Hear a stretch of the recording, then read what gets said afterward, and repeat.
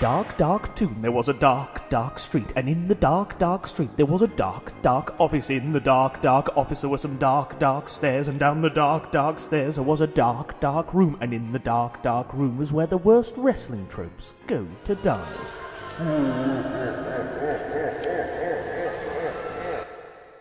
Hello, I'm Ross Tweddell from Cultaholic Wrestling, and welcome to the latest stunning installment of Straight to Hell. Of course, this is the show where my illustrious guests, you see, they've got a list of those pet peeves from the world of professional wrestling. We've all got them. Don't lie, you've got one too. And then we send the things on those lists all the way down to hell to rot for the rest of eternity. Joining us today here at Cultaholic Wrestling, as I scratch my nose really hard, it's hay fever season here in England, is Denise Salcedo. And if you don't know her by name, you will certainly know her by face, because she's responsible for at least 95% of all wrestling YouTube content here in the year of 2021. It's a good one, this. Denise is a credit to all of what we do here on the YouTube. There should be more like Denise. I'm rambling now. Over to Ross and Denise now. Denise, all right there, Bonnie lass. How's it going? You all right? I'm ready. I'm excited. I'm very excited to be here. I'm surprised you reacted to that. I decided to throw a bit of Geordie your way after our little stream last Friday where you couldn't get your head around my pronunciation, how Vince McMahon would book his company. The process of booking in my Geordie accent comes out as booking, and Denise couldn't work that out on us. I felt so bad. When my fiance came home from work, I was like, oh my God. I feel so bad. This is what happened today. And he was like, way to go, Denise. Way to go. And I was like, yeah, I really hope that I didn't hurt his feelings. Not at all. It's not the first time it'll happen, and it won't be the last, okay. That's for sure. But I just felt bad. I was like, first impressions matter. I was like, the last thing I want to do is make somebody feel bad, especially because like there have been words that I have said where like they come out wrong. And then next thing you know, after a post show, like everybody's making fun of me on like Twitter and stuff. Yeah. I mean, we're sat here right now, literally 15 minutes or so after your best friend in the entire world, Mr. Sean Ross Stapp, has broken arguably the news story of the year so far for 2021. Maybe the decade so far. Maybe I don't know, for as long as the news has been a news. CM Punk in talks with AEW. Do you feel like a proud mom, a proud mother, I should say? Go and join a proud mother. Now, I mean, like, obviously now I've been working with Sean for like, what, 2 years now, or about to hit that 2-year mark. And it's just been like crazy to see, like, when we met, he was already like popular and like breaking news, but I feel like he's definitely elevated that to another level. And I'm just like, dude, like, and here's the thing is that like, knowing him and knowing his personality and how he is, like, I am not surprised whatsoever. I mean, this guy has a work ethic that you're just like, damn, dude, like he works very, very hard. Very, very hard. He's the top dog in the industry now, isn't he? If we needed this confirmed, but today it actually has. We'll have to see. This is going live on Sunday, so I don't know why I asked that question to start. It might have been disproven, proven, anything like that by the time we get to Sunday, but there we go. He's broken the biggest story of the year so far. That's what needs to be said. But Denise, you are, of course, responsible for at least 95 to 97% of all wrestling YouTube content these days. How do you keep going? I have no idea. I'm very bad at math, but I was trying to do the math the other day. So I do like multiple videos for like multiple people throughout the entire month. And I forgot what I came up with. Like, I didn't write this down, what my tally was, but it was literally like hundreds of videos by the time it's the end of the year. And I'm just thinking and the first thought to myself was, boy, the people must be sick of me. That's why you spread yourself thin over many platforms. That's the beauty of it all, isn't it? It's freelance journalist, broadcaster, whatever you want to call yourself. Exactly. Well, it's not that easy. People think that it's easy to make money in wrestling. It's not. Like, you gotta hustle. You gotta I had a shoot job for like the longest time. And so like, this was literally the last year and a half is the first time that I can honestly say that I've been able to have all of my income come in via wrestling. If it wasn't for wrestling, I would not have my own apartment or anything like that. And that should just like, it's very, very hard to make a living in wrestling if you're not like, Sean Ross Sapp or, Dave Meltzer or Brian or people that have been doing this for a very long time. Everyone has to start from somewhere, though. I mean, in my research for doing this Straight to Hell, I looked at your LinkedIn page. And you've been going for a hell of a long time on the red carpets and whatnot. So I didn't want to sit here and go, Denise, where did you get your start in broadcasting and making videos and whatnot? But how did it get going? How did the wheels start going properly quick. No, I appreciate that because I think a lot of people think that like I got my start like at Fightful that I had just started and then like everything took off for me from there. And that's not necessarily the case. Like prior to working with Fightful, I was working with Sean Waltman on X-Pac went to 360 for 3 years. And then prior to that, I had already been, you know, a entertainment reporter for several entertainment outlets, you know, out here in Los Angeles. For a long time, I was pursuing like, you know, I wanted to be on E! I wanted to be on, you know, on Access Hollywood and all of that because I did not think that there was a place for me in the wrestling world. Like, you know, I've been a wrestling fan for like 20 years now, and I've been pursuing a hosting dream for 7 years now. It's been 7 years that I've been an official on-air personality, and only about like 3 years that I've been covering wrestling out of those 7 years. And I never thought that there was going to be an opportunity for me because I just thought to myself, who the hell cares what I have to say? Nobody's going to care what a girl has to say. And I really hate that because that was the dumb mentality that I had before, because I just, you know, wrestling media has been so male dominated for such a long time. And there was nobody out there where I thought, oh, well, because this person fits in, I might fit in. But then everybody kept telling me like, Denise, like you do a good job. Like go out there and talk about wrestling. Like talk about what you love. And I was like, all right. And I started getting little opportunities here and there. And then like, I just like kept going at it. And then, you know, I started going out for like interviews and stuff, and it just kind of just all came together. And the thing is though, that I don't think if I didn't have that background in entertainment media where it comes to like pop culture news and, you know, movie junkets and all of that, I don't think I would have been as strong as a wrestling, you know, analyst if I didn't have all of that, because all of that really taught me so much. If it wasn't for any of that, I would have never started my YouTube channel. Like I started my YouTube channel so that I could get work. That was my goal. My goal was to start a YouTube channel so that people could see what I could offer. And with that, it ended up working. Like that was my goal. And that's what the YouTube channel brought me. It's easy to see the background you've got in sort of reporting and interviews and whatnot is paying off. Just watching this video now, who's more professional? Who's more fluent? Denise or me? It's easy. It's Denise. But if you had to pick one, let's say if the sort of red carpet route went differently, let's say, do you prefer that or do you prefer wrestling interviews? Which side do you prefer, or do you not care?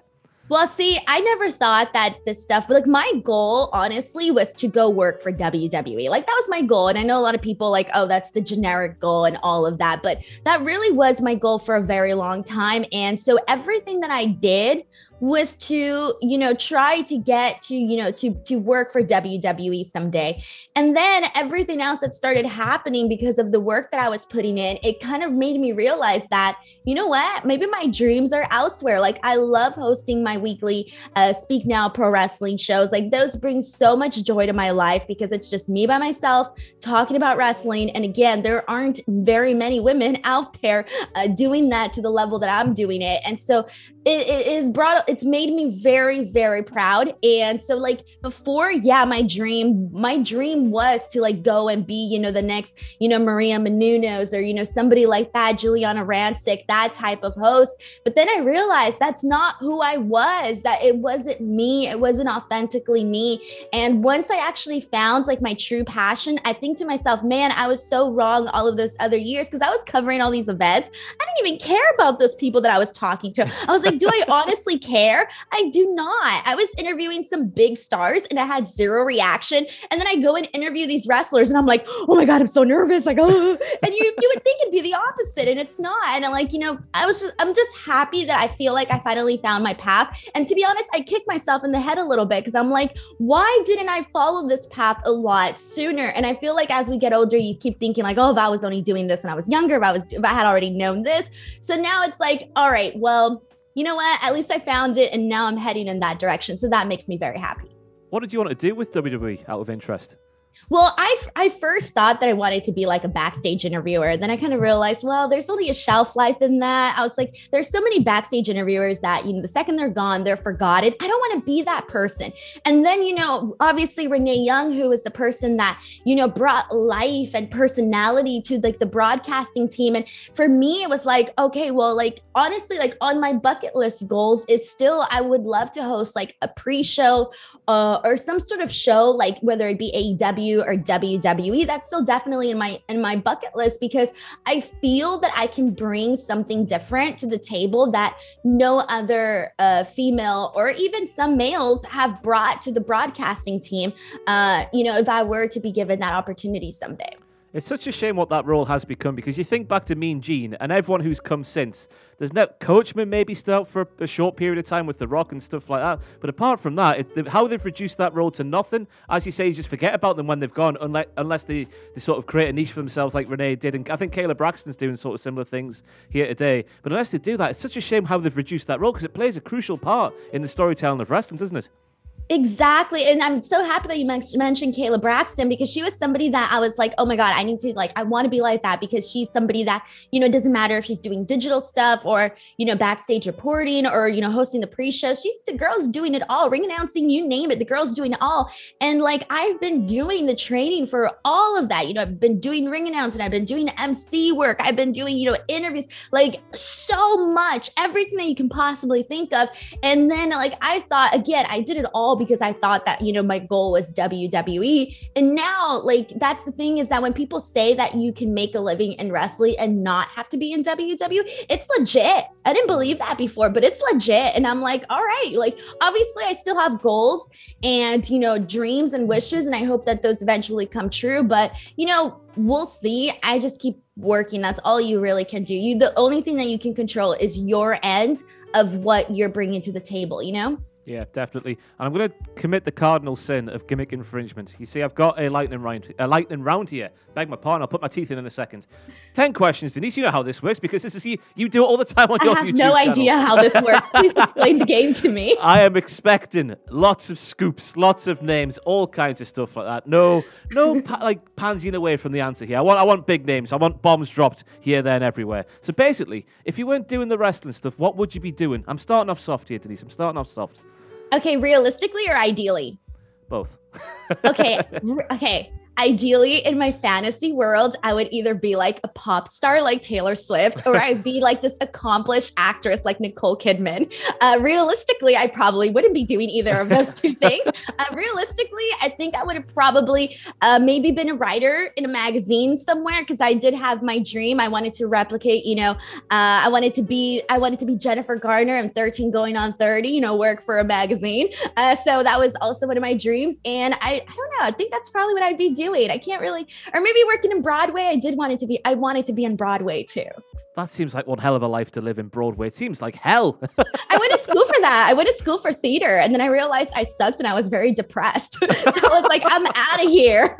I'm out. And then I found communications and I was like, oh my God, I finally fit in somewhere. Is that not similar to this might sound weird. Is that not similar to the army going through that sort of theatre school? It seems like very regimented. You must do things this way. You learn your lines, dance, stuff like that. The teachers were so mean. Yeah. They were bullies. Like the teachers were so mean. Like I had a teacher who made fun of my accent. Okay. I was like, I have an accent. I had no idea. And, like she made fun of me. And then like, it was so embarrassing. And then she made fun of me like in class too. She made fun of my face. I didn't even know there was anything wrong with my face. But anyway, so like it was just like not a good experience. And the kids were mean, like the students were mean, the teachers were mean. And I was like, I don't like this. I don't have any friends. I'm out. That doesn't sound like I'm cut out for that either. I need an arm around the shoulder, not you're ugly, stuff like that. Yes. No, you have no idea, Ross, like how many times I would come home depressed, crying because I sucked. It's a terrible thing to go through. I remember sitting in my car in college, okay, on the campus, crying in my front seat, thinking, what am I going to do with my life? I'm going the wrong direction. I'm going to be a failure. And just, the whole works. I'm sure you weren't that bad. I'm sure they're just being a bit dramatic. Okay, I don't know how to tell you this. My first audition was in front of like 50, 60 student directors. And I went out there and I completely choked. I froze. I forgot my entire monologue. I looked at everybody. I apologized and I ran out. Maybe you were that bad then. Maybe you were. Maybe you're doing the right thing now. Question 2, though. Best guest you've ever interviewed. Oh my gosh. Okay, I think I gotta go with Conan on this one. Really? Conan. Because he's somebody that has done so much in wrestling and like he brings his aura I think when you're around him presents like a certain amount of respect. Like, I feel like with a lot of people, you can like, fool around. And with Conan, I was so nervous. I was very intimidated. I was like, okay, you gotta do good. You gotta be impressive. And, I'm giving myself the pep talk and this and that. But when I interviewed him, like, and I had worked with him before, but obviously it's different to work with somebody and then do an interview with them. And when he like just started talking to me, like it was just such a natural conversation. And he made it such an easy interview where it kind of felt like at some points he was interviewing me. And I was like, okay, but it made for such a good conversation. It was like an hour long conversation. And I think that interview is the one that kind of really took me to a different place where I think people realized that I had more versatility than because a lot of times you just expect like, oh, she's just going to do WWE, AEW interviews, the stars and all of this. But it was like, no, like I'm talking to somebody who's had such a legendary career in the business, and I'm able to keep up, and obviously that requires a lot of research and knowing stuff and all of that. But I was able to keep up, and like I feel like we had a really good interview. And so many people like to this day tell me like, oh, I loved your interview with Conan. I loved your interview with Conan, and it was just a very authentic interview. Where can you find that one then? YouTube.com/Denise Salcedo. All my interviews are up there. All of them. I have hundreds. I love that story. Like the biggest markout one though was Stephanie McMahon, because I've always been a Stephanie McMahon fan. Like she was my idol for like ever. So I've interviewed her 3 times, but the third interview, the first one I was very nervous. That one sucks. Don't watch that one. The second one was okay, but I only had like a minute to talk to her. The third one was the best one because I had more time. And I'm dressed like a clown in that interview, but for the most part, it's a very great interview. Is she as nice as everyone says? Because obviously she's one of the great heels in professional wrestling, but everybody sort of backstage in WWE says she's just the nicest person in the world ever. Yes, I have a story for you. When I at the NBC, oh God, I forget what they're called. The show, the day when they have all of the shows and they promote all their shows. Oh my God, there's a name for that, and I just completely forgot it. But anyways, so that day at NBC, I went up to her and I was about to introduce myself, and the first thing she did was like, oh my God, like there's a water bottle there, like you're gonna like let me move that out of your way because you were about to step on it. I didn't see there was a water bottle that I was completely gonna trip over, and she went down. She got that water bottle. She moved it out of the way and warned me about it. And I was like, oh my God, I almost tripped in front of Stephanie, but she saved me. What a noble woman that Stephanie McMahon is. But we go from the best guest. And this could be in terms of just how the interview went, maybe from your perspective as well, but the worst guest you've ever had on an interview. Okay, does it have to be a wrestling person? No. Okay, because my worst guess was a comedian. His name was Andre something. I forget his name, but it was when I had first started my hosting career, and I was so nervous. I was very green. I was still doing this, the paper and the question and the microphone, and I'm so scared. No, not like that though, Ross. Not like that. You get me? Like I was literally like reading my question off of the paper because it was my first red carpet event. I had no idea what I was doing there, and the guy obviously noticed that and knew that. So he was like kind of like douchey a little bit. Like he wasn't very nice. Like he was kind of like rude, condescending. And then you know what he did to me, Ross? What did he do to you, Denise?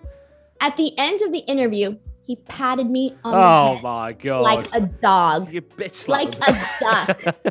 I don't know if that was like oh honey, poor thing, you're so bad at your job, or if it was like I don't know what it was, but I just sat there and I stood there and I was like, I just got patted on the head like a duck. Well, the fact it was very depressing. I was going to say the fact you can't remember his name probably means he hasn't gone on to do much since then. No, he has. Right. I've seen him like every now and then I see him and I'm like, that guy. But I mean, this was years ago. I don't know if he realized how rude that was or how small that made me feel, but I remember it. And every time I see him pop up on the news, I'm like, I remember you. If I had to push you for a wrestler name, who would be in the conversation for the worst guest ever? Oh, I don't think I have one. I'm trying to think if I had like a really bad interview with anybody. I mean, there's interviews that I felt like I didn't do my best, but I don't think that there was an interview where like with a wrestler where I honestly felt bad about it. Like not like super terrible about it, or that I thought it went bad.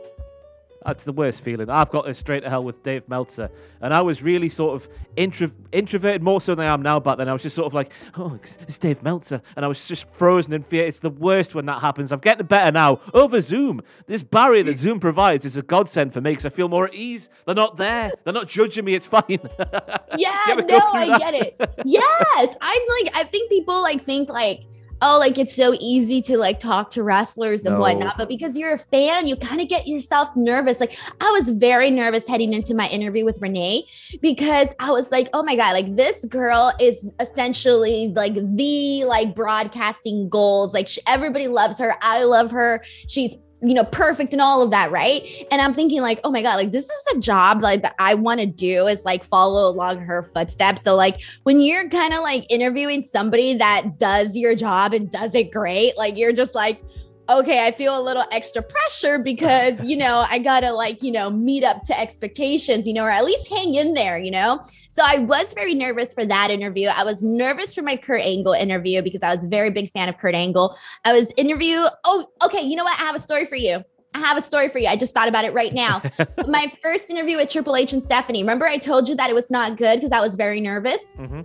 That interview was not good. I was very nervous. I asked 2 questions that I probably shouldn't have asked.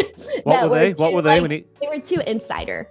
They were too insider, and I couldn't ask those questions. And yeah, so I ended up having to scrap that part of the interview that never made air. And I kind of felt really down on myself because I didn't feel I made my strongest first impression. So yes, I did not think that interview was good that I did. The first When you say too insider, is that just too insider wrestling terminology, inside the business, behind the curtain, or is that too personal to them? Inside the business. I should have stuck to what was at hand. And that's the first lesson you learn is if you're interviewing let's say you're, I don't know, this was the FYC red carpet. You stick to what the topic is at hand and talk about what they're promoting for that day. Don't go off course. Just don't do it. It's not worth it, is it? Dream guests. Dream guest. Oh, okay. So definitely The Rock, definitely John Cena, definitely CM Punk one-on-one, definitely Triple H one-on-one, because I've gotten Triple H, but the only time I did was that terrible interview and I need to make up for it. So that one-on-one. Brock Lesnar would be amazing, although that's never going to happen, but I guess, whatever. It's up there as a dream. I think that's okay. I would like to have Kenny Omega one-on-one. I had him on the podcast with Sean Waltman, but it wasn't on one-on-one interview. Chris Jericho one-on-one would be great. I didn't have him one-on-one either. So I feel like a lot of people, I still need to get them one-on-one. Who is your favorite wrestler? Chris Jericho, CM Punk, Kurt Angle, Shawn Michaels, Triple H. That's a lot. Who are your least favorite wrestlers ever? Who are the ones you hate? It took me forever to be a Randy Orton fan. I never got the Randy Orton thing. It kind of took me a second. No. Okay. So I'm trying to think who I didn't like. I was never a Hacksaw Jim Duggan fan for some reason. That's a random one. I kind of felt bad. I know that was a random one, but for some reason, I was never a fan and that one just never stuck. And then I feel bad now, obviously now I'm a fan. I appreciate all that, but I think during my time, I really wasn't a fan. And I'm trying to think, there's probably a bunch of smaller guys that I was not a fan of that I'm not thinking about right now. I wasn't a Rhino fan either. I just wasn't a Rhino fan. I wasn't a Tamina fan. I wasn't how dare you. Yeah, I know. I feel so bad now. I feel bad every time I this is the worst when you're not really that big of a fan of someone and then you meet them and they're the nicest person ever. And you're okay, I'm a fan now. I'm sorry. Oh, Baron Corbin. That happened to me with Baron Corbin. I wasn't a big fan of Baron Corbin. And then I interviewed him and I was wow, he's the nicest person ever. You're such a douche, Denise. Why were you so mean on your reviews about him? He seems like the nicest fella, and he's got a lovely dog, and he loves meat and cooking stuff and whiskey, and just seems like the best guy ever. It's such a shame. I felt like such a jerk. I was why do you got to be so mean? What is the best thing about this line of work? The best thing is that honestly, it's fun and it doesn't feel like work. Sometimes I feel bad. My fiance comes home and he has a 9-to-5 job and he's tired and I'm oh, I'm tired too. But then I'm really my job is fun. And we even we make jokes about that. What are you talking about? Yeah, you're tired and you worked 10-hour days or so, but at least your job is fun. What is the worst thing about this line of work? Some of the criticism, you definitely have to be ready for it, especially being a girl. You're going to have a lot of people mansplaining to you.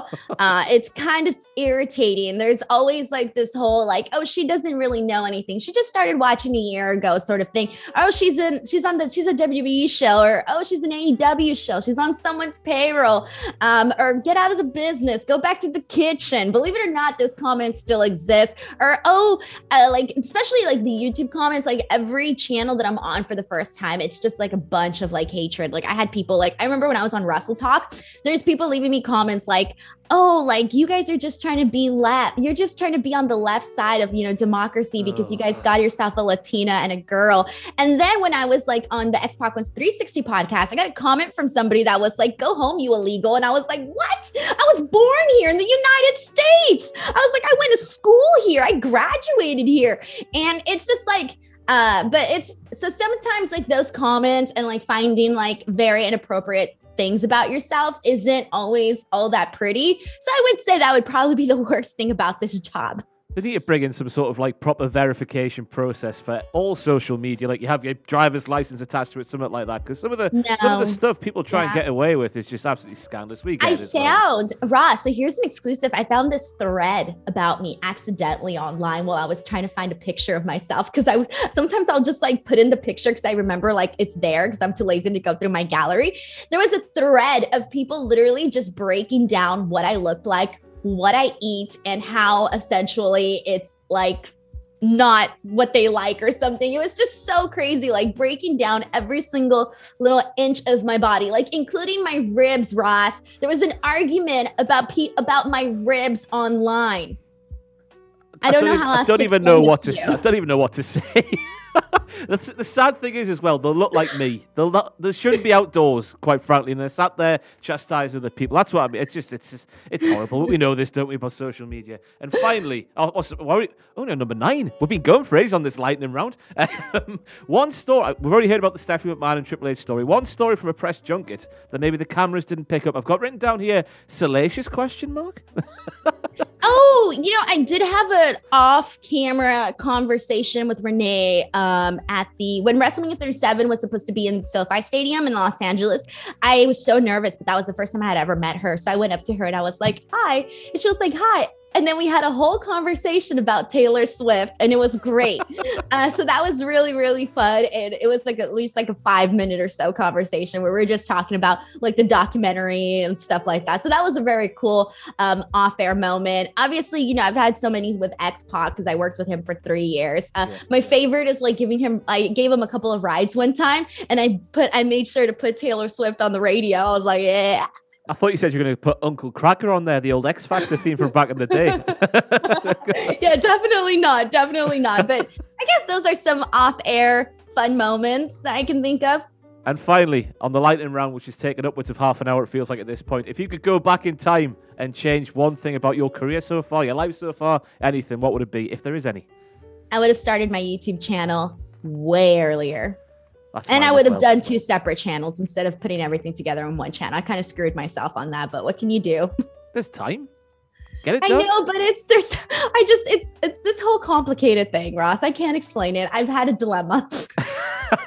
God, I look at the foresight of people like the Sidemen and these massive YouTubers who got going like 2011, 2012, 2013 time, and I'm thinking, why did I not have that foresight to see where the world was going? It's such a horrible thing, isn't it? Right? Don't you feel like everybody's in on something except you? Like nobody tells you like what's going to be in and, all of that. Like I just feel like I'm always left behind somewhere. Yeah, that's my story of my life. But we're here, of course, to do Straight to Hell, which of course is the show where Denise will suggest at least 5 things, maybe 10, maybe 20, maybe 30 things to go to hell, and then we'll just have a bit back and forth and send those things down to hell to rot for the rest of eternity. So Denise, your first offering to go down to hell, please.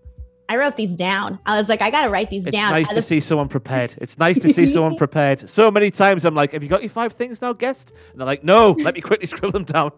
I like that. Have you got your first 5 things, guest? I love that. Okay, the first one, this one's very, very obvious, but this Monday was my breaking point with this, and it's rematches. I'm done, Ross. I'm done. Wrestling takes up a huge majority of my life, okay? I do not want to sit around watching the same match over and over. You know what's worse? Trying to come up with something new to say about it every time on these post shows. What more can I say about Shinsuke Nakamura versus Baron Corbin? What else is there? It really drives me nuts. It really drives me nuts. There's nothing worse than having to sit and watch the same match, especially when it's not even a match that's fantastic, and then having to talk about it afterwards, but not having anything new to add than what you did the past 5 weeks or however long it's been. So yeah. That is definitely a grievance I need to let out, and it has to go straight to hell. Was that the match that broke the camel's back, so to speak? Was it Baron Corbin versus... No, it was actually just the fact that on Raw on Monday, they announced they had so many rematches on the actual show, and then they announced more rematches. And I was like, no, just stop. That was the breaking point. It's unforgettable. I was going to play devil's advocate there for a second and say, well, there's a pandemic going on, or there has been, and they've had no fans, and maybe they're just waiting to get fans back in the arena. But Raw had fans in the arena, so what are they doing? What are they doing, Denise? I don't know. See, that's the thing. Like, a lot of us had hope. I had hope that things would change when crowds came back, but I just look like a clown now with egg on my face. As we all do all the time in this line of work, but it is incredibly strange, especially I don't want to go, the tribalism, or it's all WWE's fault, boo, WWE, and all that stuff, but they do it a lot more than the other promotions, even NXT included. Yeah, they do. Honestly, I can't even, I think there was a chart out there floating around on social media just a while back of how many rematches WWE had in comparison to like other companies, and I came across on my feed and I was just like, what? Like the math and everything. I think it was a Brandon. I think he might have posted that up. I'm not entirely sure, but when I saw that, I just thought, whoa. And here's the thing: it's like it's not like they don't have this huge roster. Like they do. They have like so many people. So like pluck them out of the woods, man. Put them on TV. Give me something different. I'll take anything at this point as long as it's different. It is weird how it works out sometimes, because I remember maybe it was at the start of 2020 or something like that. We had Humberto Carrillo and Andrade doing a series of matches on Raw, and I remember thinking I could never get sick of this. Or was it Rey Mysterio? I forget who it was, but they were having match after match after match and thinking, wow, I'll never get sick of this. Then you fast forward to SmackDown just up until last week, and they've had the same undercard for, it feels like, at least 3 months, and I am sick of it. It's weird how some things you want to see more of, but other things, there's a breaking point. Yes, I think we've hit our breaking point, and it's sad now because let's say there's even like one match that they decide. For example, this weekend, my second favorite match of the wrestling weekend was Rhea Ripley versus Charlotte Flair. Obviously, that's a match we've seen before, but for the most part, their match at Money in the Bank was phenomenal. It was my favorite match, my second favorite match of the week. But then the second they announced that there was going to be a rematch on Raw, I was like, I don't care. And that's what sucks now, because they've done so many rematches that it does affect, even if they do a rematch of a match that was really good, I don't care because I just saw it. You know what we need? We need storylines for more than just the people involved in the title feud. We need storylines for people involved outside the title belt. We don't get repetition. There's always a ready challenger, ready to go, as there was, I guess, this time with Nikki Ash, and they call her Nikki Cross. It's a horrible thing to try and get used to, that, isn't it? Nikki Ash. Nikki Ash is her name now. But at least they had her there this time to save us from more. Because no doubt it would have continued next week if Nikki Ash wasn't there. No doubt about it. Right, exactly. And that should it be time to introduce my number 2? Because I think you kind of led me into this one, because my Nikki number Ash? 2. No, it's not Nikki Ash, actually. My number 2. So you mentioned not having more storylines for people that are not in the title picture, right? Mm-hmm. So yes, but that this led me to is please stop mixing in, for example, the Raw women's title picture with the tag team belts, with the women's tag team belts, and same for SmackDown, but especially on Raw, because I feel like they did it worse on there. I did not like that they were, like, when Asuka was champion, nobody even cared that she was champion. Why? Because they kept putting her in these meaningless tag team matches. And I did not like them essentially bringing those two. I think they should keep those, those pictures, those title pictures completely separate of one another. And instead they just brought them together. And I was just like, no, I do not like that. I do not like that. But and the whole coexisting, put that on the list. That's number 3. I'm adding some as we're talking about this. I'm done with the coexisting.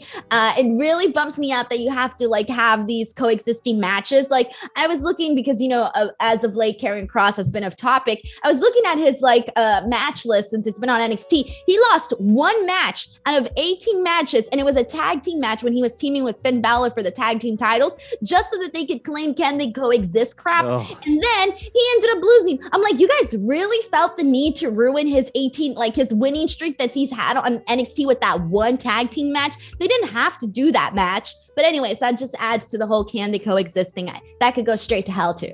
Hey, I need to rename this Wrestle Therapy. That was beautiful. That I agree with everything you said there. I'm venting right now. If you want me to just shut up and just listen to you, I'll sit here and just shut up. You should be charging me. You know what's sad? These are new ones that I just added as we were talking. I was like, oh, these aren't even from my original list. I tell you what, we'll have a second quick fire round at the end of the 5 points. So you can just get everything you want to send down to hell in there. But I can't agree with you more. It's the repetition. There's a lovely synergy to what you've said so far, just with repetition. Then the can they coexist and the blend of the 2 title scenes. How do you feel about the women's tag team title scene as just in general? Because to me, they feel like a title belt that they brought around because of pressure from the outside, I guess, like from fans and whatnot, saying we've got all these ladies, let's have another set of another set of titles, so there's more like storyline like possibilities for people to fight for. But now it just feels like a title belt that just exists because it's there. They just don't have any stock in it whatsoever. How do you feel about them? I feel like they're forcing it down our throats now. Let's be real, because they've completely they've took away any attention that they could have possibly had with any of their tag teams that they had. Like, look at Mandy Rose and Dana Brooke. They could have done something with them. They're 2 beautiful women that they could have done something with. And instead, they made them look like such like lame. They made them look lame by like walking out of their matches, being afraid. And then we had to take them seriously the following week. And I'm like, how am I supposed to take them seriously now after the actions of last week? And so it's that type of stuff for me. Like, I feel like they just did it obviously because of Bayley and Sasha, and then they just didn't think afterwards like what the repercussions of having these bouts were going to be. They were going to actually have to keep women together in the tag team division and do something with them, but then it just did not work out that way. And now it just kind of, I hate it because now it's kind of that segment where the second it comes out on TV, I'm like, oh, this is a segment that I'm not going to care about today. And there's a lot of repetition in there as well. There really is. There really is. Yeah, so there we go. All of that, what was just said there, has gone down to hell. Denise, are we on to number 4, I think? Okay, so I did rematches, women's divisions, coexist. Number 4. Oh, this is kind of a controversial one, but it needs to be said. So Ross, I might be your most controversial guest. I don't know. But the next one is stereotyping. And I am just so done with them always. And I'm only going to speak for Mexicans here because that's, you know, I'm Mexican and all of that. But I am just so done with the stereotyping of Mexicans. Like, it's always the same thing, putting us in the same exact bubble. You know, you have the Lucha House Party. They come out, you know, with their piñatas. Then you have the Mexicals. They came out in their lawnmowers. And then now, you know, they did this whole mariachi musical madness on NXT, which I was just like, come on. So I do really wish that they would stop stereotyping and actually give like some of their Mexican talent, get them the hell out of catering and let them do something other than, you know, just coming in for silly spots here and there. I mean, look at Angel Garza. The guy has so much charisma. Ask me if they utilized it. Look at what happened with Andrade. Like, that didn't work. And, you know, sadly, like, you know, he's gone and out now. And it's like Santos Escobar. For a while, it kind of felt like they were actually going to launch him into something bigger on NXT, and they kept him strong for a very strong while. And then bam, he's just back to, you know, doing whatever now, right? Yeah. So it kind of feels to me like I do wish that they would start booking a lot of their Latino talent differently. How would you, that seems like a very broad and very hard question to answer, but how does that change? Is it just literally getting rid of the stereotypes like the piñata? Getting rid of the stereotypes, not making it their entire personality. Because like, look at how over, like, you know, Rey Mysterio and Eddie Guerrero, like when they literally, like they were so over, especially like, you know, the LA market. Oh my God. And here's the thing about wrestling, and this is across the board. So many of these wrestling promotions are not utilizing. There is a huge Hispanic market that they are missing out on. Okay. Like they are missing out on it completely. And so I feel like they should do that in a way where like for example, like, you know, on AEW, they have Sammy Guevara, right? Yep. And, you know, obviously they've already mentioned that he's Latino and all of that, but it's not being shoved down our throats. He's not coming out with a piñata. I mean, like, and then you have Raquel Gonzalez, also Latina. And, you know, yeah, they've acknowledged it. That's perfectly fine, but they haven't made it her entire personality. So it's kind of like, don't make it the person's entire personality because it just stereotypes everybody. And so that's more of the thing that like, I don't want to see. And believe it or not, this is still a concept that a lot of people are like, well, it's not stereotyping, this and that. And I'm like, yeah, it is. And like, I went on a whole tangent about AEW putting subtitles on Andrade when he was speaking, because I thought that was terribly, it was just, even when he was speaking English, I get it for when he's speaking Spanish, cool, whatever, you know, but even when he's speaking English, and then a lot of people were like, oh no, it's a good thing that they're putting subtitles on. And I'm like, not exactly. Like, you don't realize that this is sort of, again, putting us in a bubble, and the representation of Latinos is just not necessarily the greatest here in like the United States scene. And when it can be, I mean, look at how over, you know, you got people like the Lucha Brothers that get over. And so it's like, just don't make it the entire, like, don't make it like stereotypical. Isn't it a shame they wasted the not stereotyping like sort of Mexican on Alberto Del Rio? Isn't it a shame they wasted it on him? Exactly. I know. And he's not necessarily like a good representation of us. So that has gone down the drain. But it shows they can do it if they want to. And it just, why ever they just choose not to. I don't get it. I just don't get it. Yeah. So that is definitely one that I think has to go straight to hell. So we are on to number 5 out of 50. So what is your 5th? I was about to say 5th and final, but I get a feeling there's a hell of a lot more to come as well. So what's your 5th offering to go down to hell? This is just me. Short title reigns. I hate short title reigns. I've always hated them. Like, I'm not a fan of them. I think it diminishes the bout, and called me old school. Call me whatever we want to call me. But the point is, I like for the belt to really, really keep its meaning. I don't like people. I think like, right, there's always people saying like, oh, this person deserves to be champion. This person deserves to be champion. And I'm like, no. Like, there's people that deserve to be champions. And then there's legitimately stars above that level. I like very, very special people to hold championships, and when they do, to hold them for a long time, so that when you do get that next person that comes up and gets that championship, it means something. To me, long title reigns, or at least like not, you know, short little 24-hour title reigns, those take away from the championship. I like long title reigns. I like good, solid stories around the titles. So yeah, I do think that short title reigns is a pet peeve of mine for sure.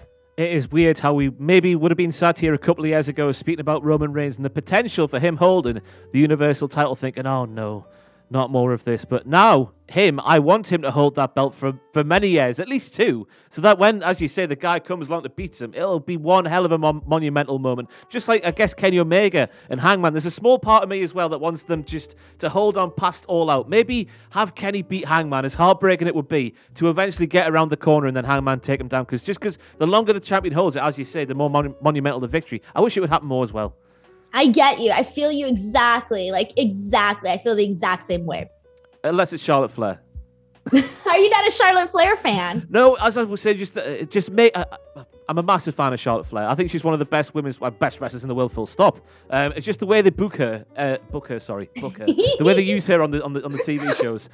Having her win again at Money in the Bank, it just harms the perception of the fans who always want like the hammer and go, oh, she always gets her own way. She always wins to Charlotte Flair. She always does this. She always does that. It's not her fault. She's not the one booking the promotion, is she? She's just doing what she's being told to do. And on top of that, she's putting over people like Nikki Ash in the process and giving Nikki Ash the title. But it's just like, I just felt like I had to say it just to get some brownie points with the comments. Well, it's funny. Are you going to be more aware of the way you say booking now from now on? I feel like now it's forever going to be embedded in your mind.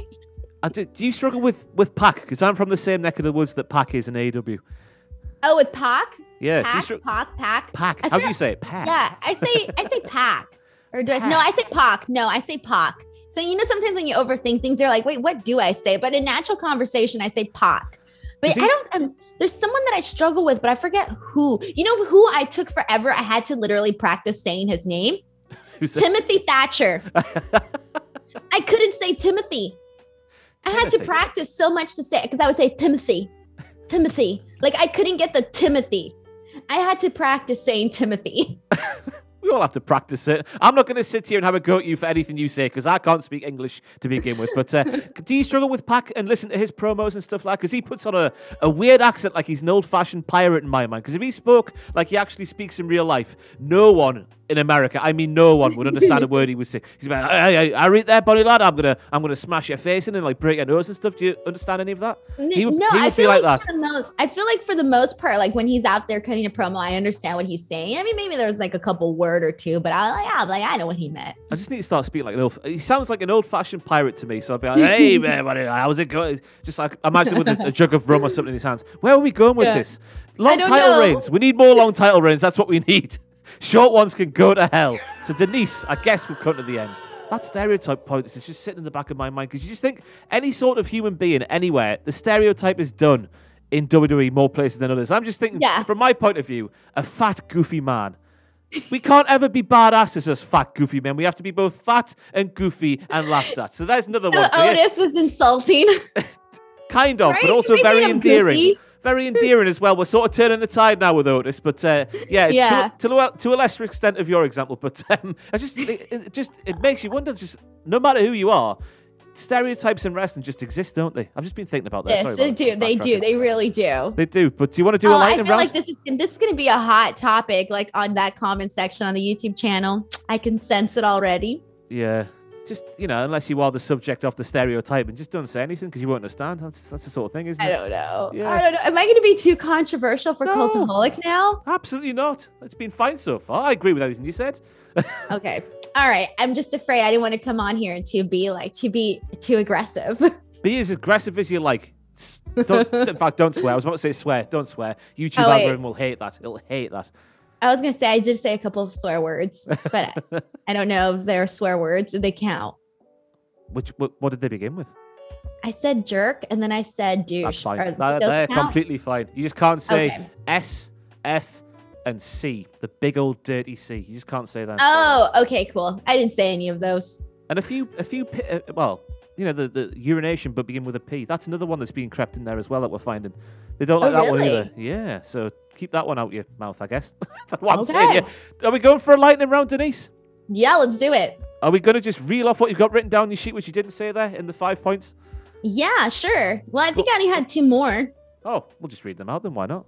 Okay, it was blood feuds that start with lockups and wrestling talk show segments. I'm done with those. You can blame Ms. TV for that. Thank you very much. Really? That's one of the better ones, I would have thought. Oh, no. The second it comes out on Raw, I'm like, that's it. I'm done. What's so bad about Miss TV? Come on, vent to me about Miss TV. It's painful. It's terrible to watch. It's not funny. And I feel like a loser when I'm watching it. I'm like, this is not funny. This is not getting anybody over. This is not making me feel, this is making me feel embarrassed. So yeah, I'm not a fan of the Miss TV stuff. And I feel like there hasn't been, as of late, a talk show segment that has actually been good. Yeah, I'm trying to think. There isn't any, is there? Not recent ones, nope. So that's why I'm like, I'm done and out with them. Get rid of them, straight to hell. In recent years as well, it felt like having a talk show was more important than having a championship because every single wrestler wanted a talk show. I'm thinking about the Ambrose Asylum. I'm thinking about whatever Kevin Owens would do, the Kevin Owens show. Jericho had one. There's countless more, isn't there? There's Bailey's got one as well. I guess it's sort of lessened off now, but there was a period of time where talk shows felt more important than title belts, and that's wrong. That's where I thought you were going with that one there. Yeah, no, I find them very, very boring or very, very like this is supposed to be the comedic segment of the show, and it just ends up going down like the garbage chute. They are the same every time, but yeah, blood feuds as well. Starting ahead with arm thingies, collar and elbow tie-ups. That's what I'm looking for. I agree with that one as well. Exactly. I'm like, bro, it's a blood feud. Like, come out here and rip each other to shreds. There was a recent. What was the recent one this weekend where it was like it's been a pretty gnarly feud? I was about to say, but it started with like Roman and Edge, and they started out super slow. Yeah, proper wrestling moves and whatnot. We don't want to see that. We just want to see a scrap and bodies flying around the shop and all that stuff. Yeah. Exactly. Like, make it make sense to the story, please. That's all I have to say. There we go. All of those things deserve their place down in hell. Denise, I cannot thank you enough for taking time out of your very busy schedule to do this with me today. Plug away, plug anything you would like. Go for it. I don't know what I'm saying here now. All right. First and foremost, I guess the most important thing is definitely, if you guys haven't yet, go to my YouTube channel, youtube.com/Denise Salcedo. I run that channel entirely by myself. It is a hybrid of pop culture and wrestling because I've just loved both things. But seriously, check it out. I put like a lot of like my hard work goes into that. And then Twitter and Instagram @ Denise Salcedo. On Twitter, I'm really trying to grow my like presence, like, you know, in the wrestling community. So please make sure you guys go follow me. Sometimes, yeah, you guys might not agree with everything I have to say, but you know what? It's a democracy. So come on over and, you know, we'll have it out there. If you have a difference of opinion, I'm totally cool with it, even on my shows. That's just the way things are. So go on over Twitter and Instagram @ Denise Salcedo. And then also my show, Speak Now Pro Wrestling on F4W on Wrestling Observer. I cover NXT, AEW Dynamite, and SmackDown immediately after the shows. That is my one-woman show that is on 3 times a week. And I'm so proud of that show because I never thought that I would be on a brand, on a network like Wrestling Observer, like F4W Online, and to have my own show on there 3 times a week really means a lot to me in my career. So please make sure to check that one out. And then also, you know, I do shows with Sean Ross Sapp. We do our Fightful post show for Raw, and that is just such a fun show. Like, everyone loves it. I feel like Sean and I have this amazing chemistry, so go check that show out. And then also myself and Luke Owen, every Friday we do our Wrestle Talk show, and people have been loving that one as well, so you can check that one out too. So I share all the links on Twitter and Instagram, mainly Twitter @ Denise Salcedo. Keep doing what you're doing, Denise. You are a credit to what we do. You put people like me to shame. I am very much an amateur in the presence of professional. I think we've learned that, well, I'm flubbing now. We've learned that much during the course of this episode of Straight to Hell. And crucially, no forbidden doors were broken because, of course, as we've just learned, you are freelance. Definitely freelance. Yes. Of course. Yes, I am. So, Denise, so way to go. Thank you very much for joining us today. Thank you. That's it. I've been Ross. She's been Denise. She's better than I am at my job. Thank you for watching. We'll see you next time on Straight to Hell.